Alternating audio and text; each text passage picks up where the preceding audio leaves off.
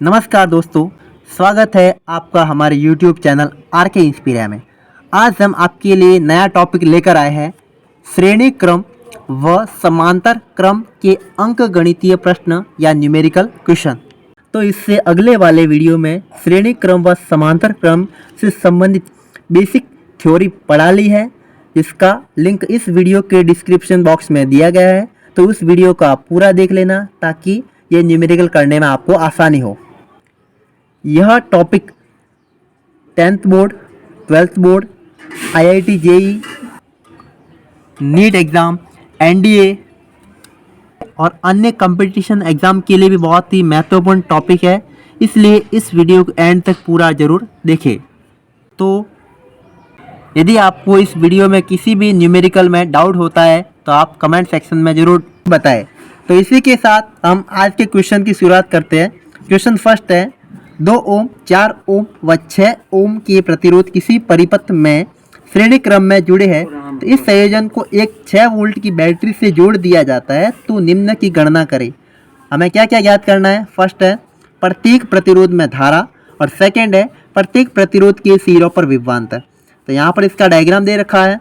2 ओम के, 4 ओम और 6 ओम के 3 प्रतिरोध है, वो श्रेणी क्रम में है और इससे एक बैटरी जुड़ी हुई है जिसका वोल्टेज 6 वोल्ट है।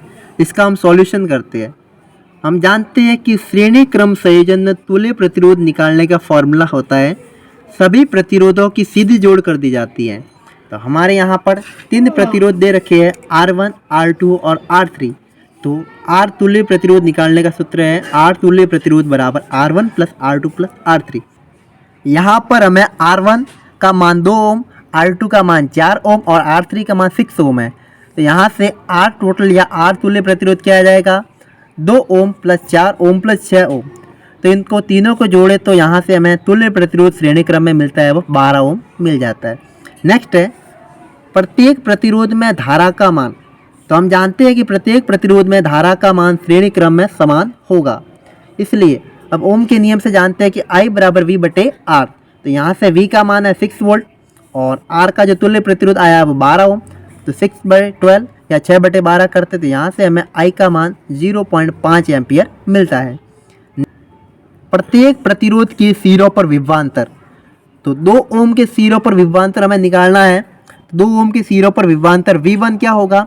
हम जानते हैं कि I धारा तो समान होगी, लेकिन R1, R2, R3 तीनों प्रतिरोध अलग अलग होंगे। तो यहाँ से V1 बराबर IR1, हमें I का मान 0.5 एम्पियर मिला है, R1 का मान 2 ओम है।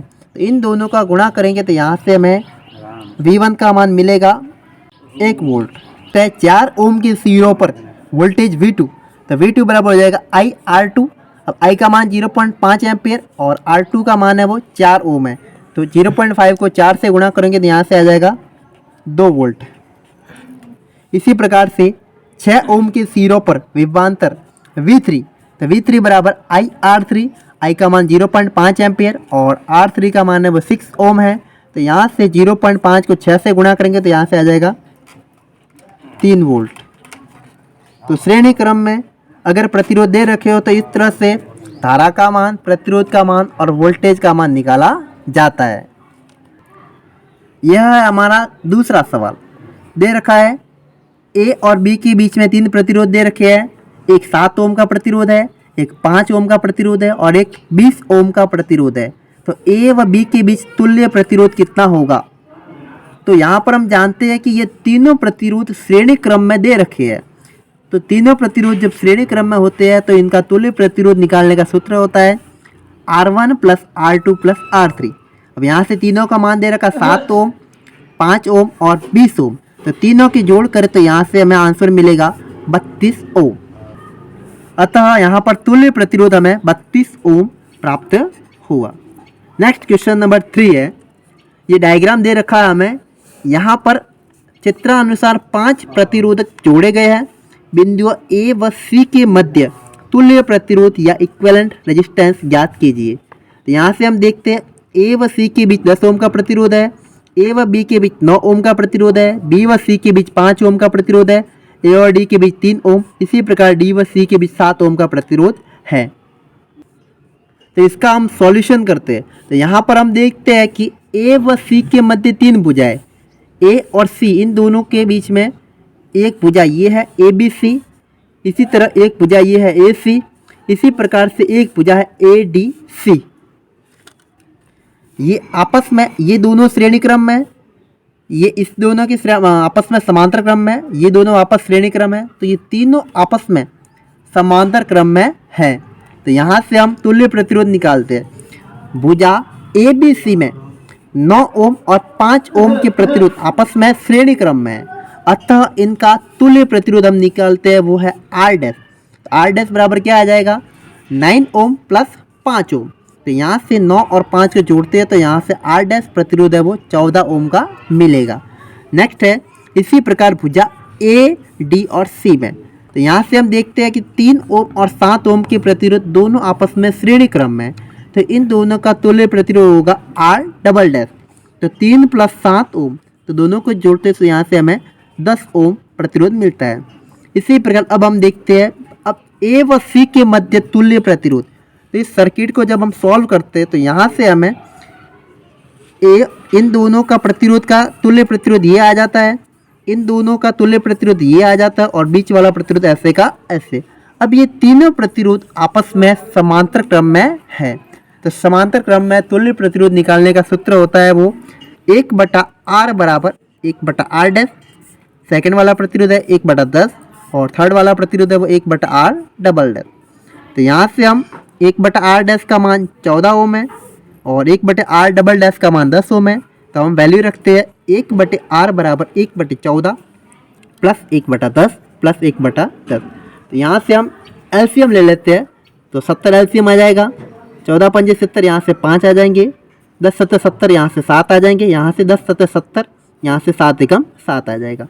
1/r बराबर क्या आ जाएगा, यहाँ से 5 7 12 और 7 19/70।